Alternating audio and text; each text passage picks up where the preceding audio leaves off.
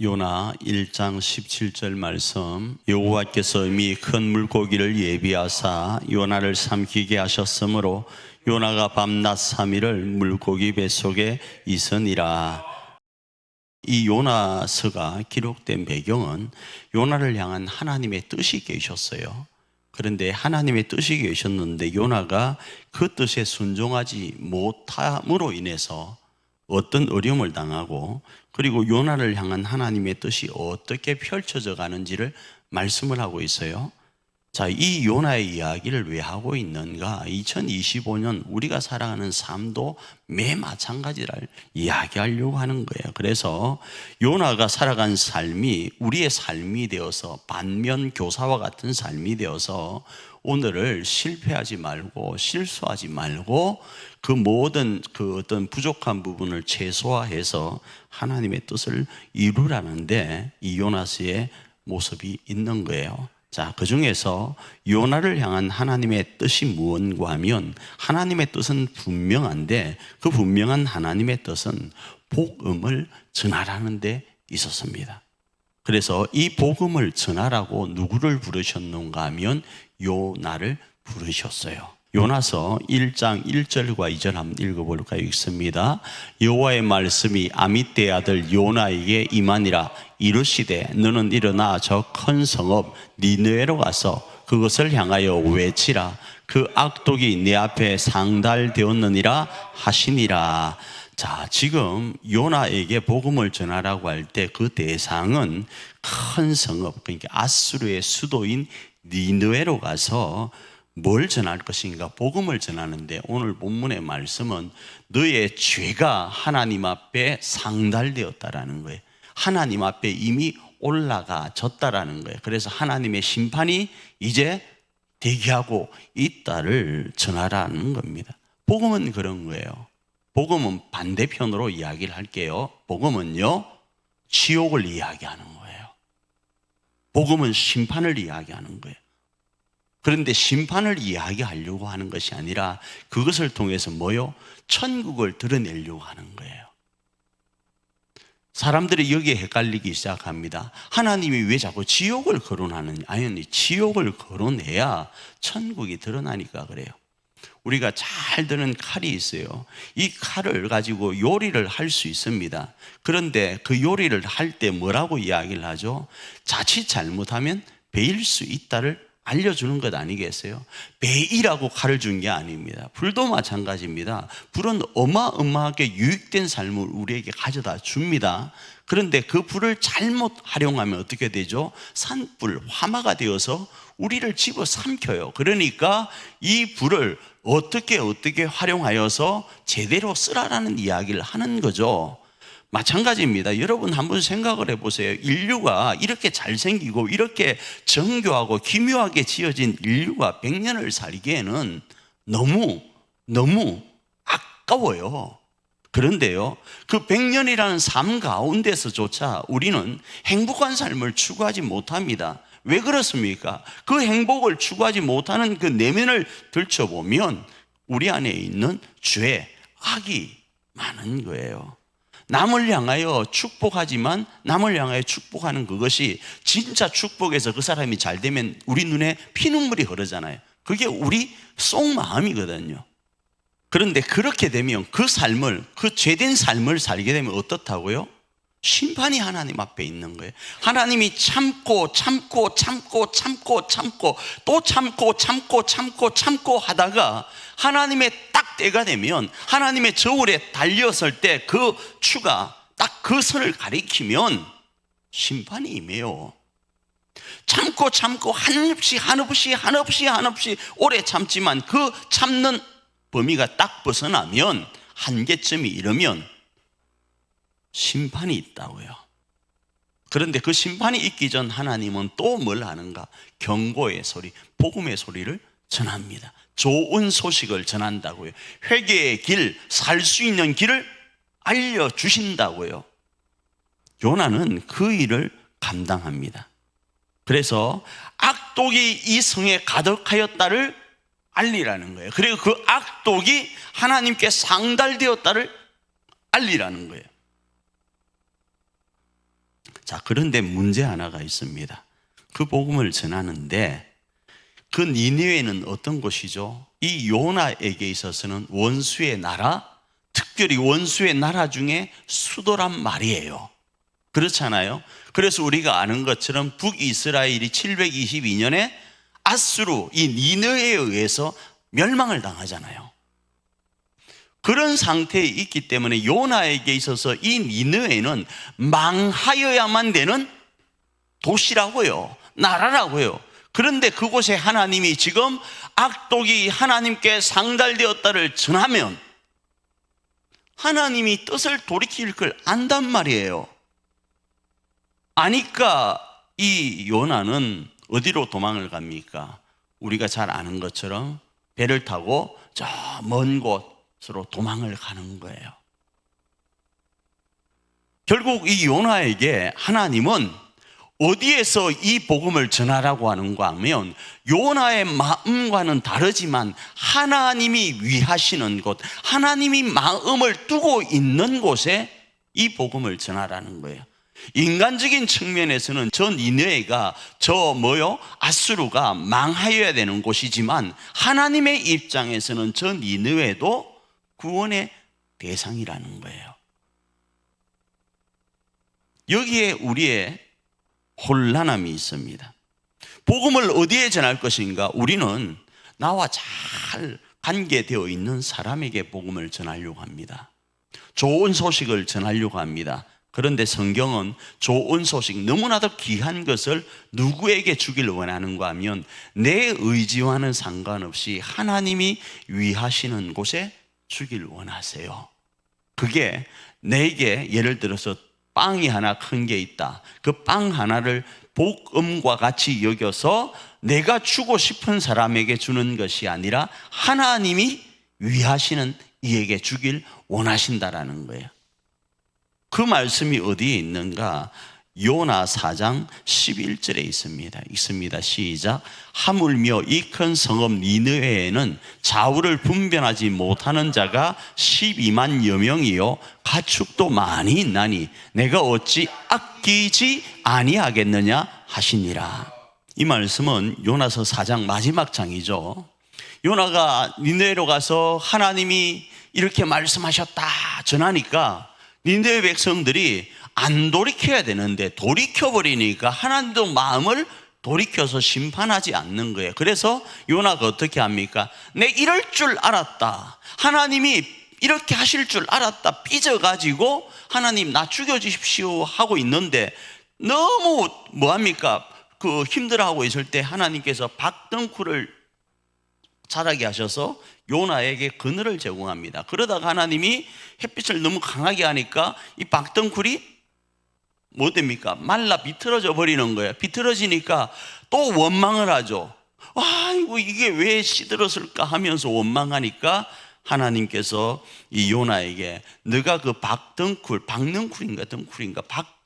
넝쿨을 아끼는 것처럼 그것도 아끼는데 나는 저 좌우도 분간하지 못하고 저게 똥인지 된장인지도 알지 못하고 저 나쁜 짓을 하고 있는 니느웨 사람 12만여 명, 그리고 가축도 많이 있는 이들을 내가 아끼는 것이 뭐가 잘못됐다고 그렇게 불만을 하느냐, 이 이야기를 하고 있다 이겁니다.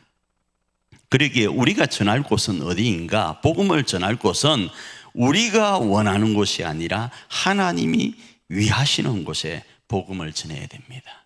이거 명심하셔야 됩니다. 두 번째로는 불순종 시 고난 가운데 우리로 다시 부르시는 모습들이 오늘 본문에 등장해요. 하나님께서 복음을 하나님이 위하시는 곳에 전하라고 했는데 이 요나는 불순종합니다. 그렇잖아요, 그죠? 불순종해서 배를 타고 저 먼 곳으로 가려고 합니다. 가고 있죠. 가는데 그때 하나님께서는 첫 번째 요나 1장 1절에서 불렀던 그 부름과 마찬가지로 이 불순종 가운데 고난을 통하여 다시 부르십니다. 이 말은 다시 고난 가운데 부르셨다라는 말은 기회를 주시는 거예요. 제가 언젠가 이 말씀을 다시 한 번은 할 겁니다. 금요기도 때 나올 때 간혹 그냥 깊은 설명은 못하고 짧게 설명을 하는데요. 결혼을 하시고 청년들에게 아이를 놓을 것을 여러분이 종용해 주셔야 돼요. 왜 그런가 하면 저는 그렇습니다. 여러분은 어쩐지 모르지만 저는요, 저 인생을 살면서 가장 또 그러면 또 딴지 걸지 마세요. 하나님은 이렇게 또 하지 마세요. 하나님 안에서 이야기예요. 우리 모든 이야기는요, 이 세상에서 가장 행복했던 때가, 그리고 또 그러면 또 사모님은 또 이런 그거 다 포함된 거예요. 어쨌든 이 세상에서 가장 행복했던 때가 언제인가 하면 내 새끼를 봤을 때예요. 다시 말씀드릴게요. 아이를 만난 것이 너무 행복한 거예요. 이 행복은 무엇과도 비교할 수가 없어요. 그래서 혹자는 그렇게 이야기하죠. 아이가 3살까지, 보편 3살, 미운 3살이라고 하잖아요. 3살까지 준 그 행복으로 아이가 우리에게 아픔을 준다 하더라도 충분히 커버할 수 있다. 뭐 그런 이야기가 있어요. 그만큼 태어나서 우리에게 준 행복이 어마어마하기 때문에 우리 아이들에게 뭘 줘야 되는가 하면 아이들에게 아이를 놓아서 그 기르는 행복 한번 느껴봐. 정말 최고야를 알려주어야 돼요. 그래서 아이 놓도록 종용을 하셔야 돼요. 정말로요. 그게 고난이 아니다 이겁니다. 다시 말씀드릴게요. 다시 돌아왔어요. 하나님께서 이 요나에게 복음을 전하는 거 이거 고통스러워서 그냥 아이 없이 요즘은 살려고 하지. 그런데 이 복음을 전하는 게 얼마나 소중한지 알아? 내가 다시 너에게 기회를 한 번 더 줄게가 이 고난과 함께 재차 부르시는 모습인 거예요. 그래서 이 복음 전하는 이 모습이 얼마나 행복하고 복된 것인 것을 깨닫게 하시려고 하나님께서는 이 요나를 어떻게 하시는가? 물고기 뱃속에 있게 합니다.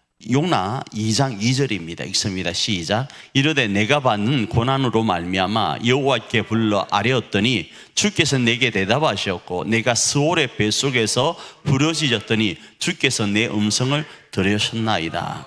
자, 요나로 하나님이 나로 이렇게 하신 이유를 깨닫게 하신 거예요.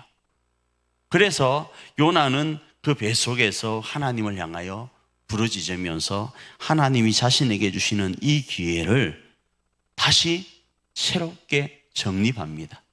그런데 사람인지라 또 그 마음이 현실에 가서는 이렇게 저렇게 요동치지만 말이죠. 그리고 나서 하나님께서 이런 부르짖음 가운데 있는 요나에게 다시 사명을 주십니다. 요나 3장 1절과 2절입니다. 읽습니다. 시작. 여호와의 말씀이 두 번째로 요나에게 임하니라. 이르시되 일어나 저 큰 성읍 니느웨로 가서 내가 내게 명한 바를 그들에게 선포하라 하신지라. 요나 1장 1절로 2절에 첫 번째 부르고 요나 3장 1절로 2절에 재차 부르시는 거예요. 요나서는 4장으로 구성되어 있습니다. 그래서 1장에서 한번 부르시고 3장에서 재차 불러서 사명을 허락하시는 거예요. 자, 이렇게 재차 사명을 허락하신 모습이 이 요나의 모습인데 오늘 우리에게도 하나님은 동일한 사명을 주셨어요. 복음을 전하라고요. 자, 이 복음을 전하는 데 있어서 오늘 이 요나서를 통해서 우리가 가져야 될 것은 뭔가 하면 복음을 전하는 데는 여러 가지 방식이 있어요. 복음을 전하는 데는 저 땅으로 가서 외치는 것도 있지만 그 복음을 전하기 위한 수만 가지의 과정요, 그 과정도 복음의 한 부분이라는 거예요. 그 속에 오늘 금요일은 우리가 복음을 전하기 위한 한 부분으로서 기도에 조금 집중을 해 보아야 되어요. 요나가 이렇게 재차 부르심을 받고 그 복음을 강하게 자신의 의지와 상관없이 하나님이 위하시는 긴 니네에다가 전할 수 있었던 것은 요나가 하나님 안에서 자신을 내려놓고 하나님의 뜻을 발견하는 시간이 있었기 때문에 가능한 거였어요. 그 시간을 성경에서는 요나가 밤낮 3일 동안 물고기 뱃속에 있었다 이렇게 말씀을 하고 있잖아요. 그래서 이 물고기 뱃속에서 요나는 뭘 했는가 하면 생명을 건 기도를 한 거예요. 그 기도가 뭘 하는가? 지금 자신에게 주어진 이 사명을 하나님이 위하시는 곳에서 감당할 수 있도록 하는 거예요. 그래서 이 기도가 선행되지 않는 상태에서 요나서의 말씀으로 이해를 하면 복음을 전하는 건 쉽지 않아요. 이 3일의 기도가 선행되는 장소, 시간이 언제인가 하면 이 시간이에요. 그래서 어떤 목사님들은 요나의 3일 기도라는 내용을 가지고 3일 동안, 말 그대로 3일 동안 밤낮으로 부려짓는 시간을 갖습니다. 그 3일의 훈련 가운데 하나님을 체험하는 일들이 많이 일어나요. 그런데 우리는 그렇게 물리적으로 시간을 들여서 하기가 쉽지 않는 경우가 있잖아요. 그러면 우리는 어떻게 하는가? 양보다는 질이라도 하나님께 나아가야 되는 거예요. 3일이라는 이 단어가 3일을 이야기하는 의미도 있겠지만 간절함을 담았다라는 거예요. 우리의 것을 내려놓았다라는 거예요. 내 생각에는 저곳은 절대로 복음을 전하지 못합니다 했던 것, 나는 절대로 안 됩니다 했던 것, 주의 뜻이라면 순종하겠습니다를 내려놓는 간절함이 있어야 되는 거예요. 그게 3일이 필요할 수도 있습니다. 예수님도 3일 동안 무덤에 계신 것과 마찬가지로요. 그래서 이것은 누가 그러대요? 식당에 가면 물은 뭐요? 물은 셀프. 중국집에 가면 단무지도 셀프. 그죠? 축구장에 가면 축구를 잘하기 위해서는 연습도 셀프예요. 기도도 마찬가지입니다. 기도도 셀프예요. 내가 여기다 써놓을게요. 기도는 셀프입니다. 그렇게 써놓는 게 좋겠죠, 그죠? 신앙도 셀프입니다. 3일 동안 그 셀프 기도를 통해서, 스스로 하는 기도를 통해서 하나님을 만나 배우는 체험이 이 금요 기도의 가운데 있어야 돼요. 우리 목사님이 기도하니까 되겠지. 저한테 핑계하지 마요. 우리 아내가, 우리 남편이, 누군가가 기도하니까 되겠지. 그래서 유명한 노래, 누군가 날 위해 기도한대. 지가 다른 사람을 위해서는 기도 또 해줘야죠, 그죠? 신앙은 셀프입니다.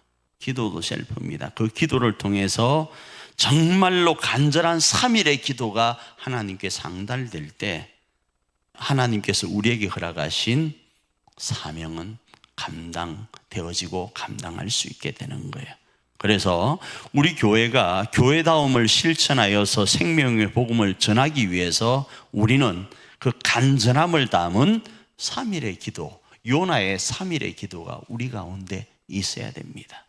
이 혼탁한 시대 앞에서 교회가 방향을 놓치고 살아가는 이 시대 앞에서 요나가 하나님께서 자신에게 허락하신 사명을 놓치고 방황하면서 다시스로 가는 배를 탔던 것처럼 이 대한민국의 모든 교회가, 이 대한민국의 수많은 그리스도인들이, 하나님의 사람들이 방향을 놓치고 상실하고 나아가는 이 시대 앞에서 그 방향을 제대로 찾기 위해서는 요나의 3일 기도가 필요한 거예요. 우리 가정을 살리기 위한 것도 마찬가지입니다. 우리의 자녀들이 지금 제대로 하나님이 정한 방식으로 나아가고 있습니까? 우리 가족 한 사람 한 사람이, 우리 성도님들 한 사람 한 사람이 그곳을 향하여 나아가고 있습니까? 나아가고 있지 못하다는 인식이 우리 가운데 있을 때는 이 대한민국이 정말로 하나님이 원하시는 모습으로 나아가고 있다고 믿으면 더 힘있게 기도해야 되고, 나아가고 없다고 생각한다면 더 간절히 기도해야 되는 거예요. 누구처럼요? 요나처럼 말이죠. 그 시간이 언제다? 이 시간이라는 거예요. 이 요나의 기도를 통하여서 바라기는 우리 교회와 가정과 이 나라 이 민족을 살려가는 그런 저와 여러분이 되기를 원하고, 그 시간이 바로 이 시간이 되기를 축복합니다.